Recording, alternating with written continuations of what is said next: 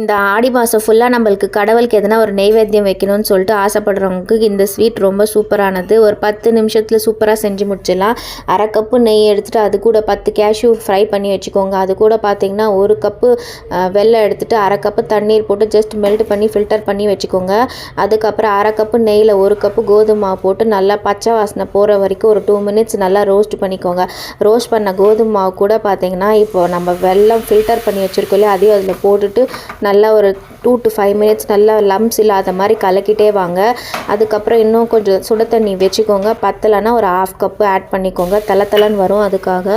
அதுக்கப்புறம் பார்த்திங்கன்னா நல்லாத்தையும் ஈவனாக மிக்ஸ் பண்ணிக்கோங்க லம்ஸ் இல்லாத மாதிரி. அரை டீஸ்பூன் ஏலக்காய் பவுடர் மட்டும் போட்டுட்டு நல்லா அகெயின் பேனில் ஒட்டாத மாதிரி திருப்பிட்டே இருங்க. ஒரு 10 நிமிஷத்தில் இந்த மாதிரி சூப்பராக வந்துடும் அல்வா. அது கூட ஃப்ரை பண்ணி வச்சுருந்த கேஷ்யூவும் போட்டுட்டு நல்லா திருப்பிட்டு சுட சுட சர்வ் பண்ணுங்கள். செம்மையாக இருக்கும். பிடிச்சிருந்தா லைக்கை தட்டுங்க, சப்ஸ்கிரைபும் பண்ணிக்கோங்க.